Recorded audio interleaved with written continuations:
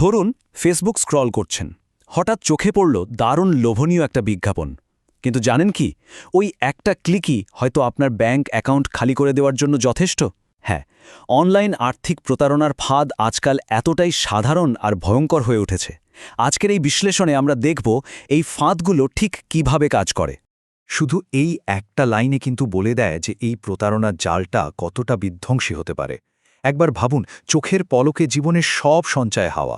এটা তো শুধু টাকা হারানোর গল্প নয়, এটা আসলে বিশ্বাস আর স্বপ্ন ভেঙে যাওয়ার এক করুণ বাস্তবতা। তো চলুন একটু গভীরে গিয়ে দেখি এই প্রতারকরা ঠিক কোন পদ্ধতিতে কাজ করে, ওদের পাতাভাঁটটা দেখতে আসলে কেমন। দেখুন, পুরো প্রক্রিয়াটা কিন্তু খুবই সাধারণ কিন্তু ভয়ঙ্কর রকমের কার্যকর। ব্যাপারটা শুরু হয় ফেসবুকে এমন একটা বিজ্ঞাপন দিয়ে যা এড়িয়ে যাওয়াটা বেশ কঠিন। এরপর ওই লিঙ্কে ক্লিক করলেই আপনাকে একটা হোয়াটসঅ্যাপ গ্রুপে নিয়ে যাওয়া হবে, আর তারপরই আসবে সেই অবিশ্বাস্য অফার যা আপনাকে লোভ দেখানোর জন্য যথেষ্ট। ব্যাস, একবার সেই ফাঁদে পা দিলেই খেলা শেষ। এগুলো তো গেল থিওরি। চলুন এবার একটা বাস্তব উদাহরণ দেখা যাক, তাহলে ব্যাপারটা আরও পরিষ্কার হয়ে যাবে।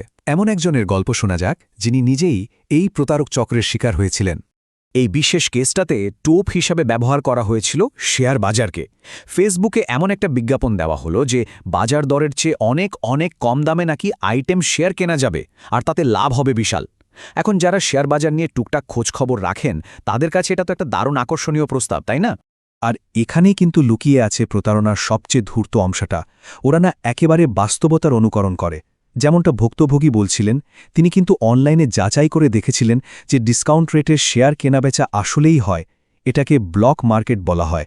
প্রতারকরা ঠিক এই বাস্তব প্রক্রিয়াটাকেই তাদের ঢাল হিসাবে ব্যবহার করে বিশ্বাসটা জিতে নিয়েছিল। আর সেই বিশ্বাসের দাম 18 লাখ টাকা। ভাবা যায়, একটা ছোট্ট ভুল আর জীবনের প্রায় সমস্ত সঞ্চয় হাওয়া। এই সংখ্যাটা শুধু একটা অঙ্ক না, এর পেছনে লুকিয়ে আছে একটা গোটা পরিবারের স্বপ্ন ভেঙে যাওয়ার গল্প। তবে গল্পটা কিন্তু এখানেই শেষ হয়ে যায়নি। ভুক্তভোগী যখন অভিযোগ করলেন, ঠিক তারপরেই মাঠে নামে আমাদের আইন প্রয়োগকারী সংস্থা। শুরু হয় গোয়েন্দা তৎপরতা। ঢাকা মেট্রোপলিটন পুলিশের ডিএমপির গোয়েন্দা বিভাগ খুব দ্রুত অভিযানে নামে। আর দেখুন, রাজধানী থেকেই চক্রের 2 সদস্যকে গ্রেফতার করা হয়। তাদের কাছ থেকে জব্দ করা হয় প্রচুর মোবাইল ফোন আর ডিজিটাল ডিভাইস। 50,000, শুধু সংখ্যাটা একবার কল্পনা করুন তো, 50,000 সিম কার্ড। এটা থেকেই কিন্তু বোঝা যায় যে এই চক্রের নেটওয়ার্কটা আসলে কতটা বিশাল ছিল। এই বিপুল পরিমাণ সিমই ছিল ওদের প্রতারণার মূল হাতিয়ার। ব্যাপারটা আরও পরিষ্কার করে দিয়েছেন ডিএমপির যুগ্ম পুলিশ কমিশনার সৈয়দ হারুন আর রশিদ। তিনি যেমনটা বলছিলেন, মানুষকে প্রলুব্ধ করার জন্য মেসেজগুলো পাঠায়, সে মেসেজ পাঠাতে এই সিমগুলো ব্যবহার করে। মানে এই হাজার হাজার সিম ব্যবহার করেই তারা সাধারণ মানুষকে লোভনীয় প্রস্তাবের বার্তা পাঠাত আর নিজেদের জালে ফাঁসাত। এই পুরো ঘটনাটা কিন্তু আমাদের একটা বড় বিতর্কের দিকে ঠেলে দেয়। আচ্ছা, এই সমস্যার মূলে আসলে কি, আর এর সমাধানটাই বা কি?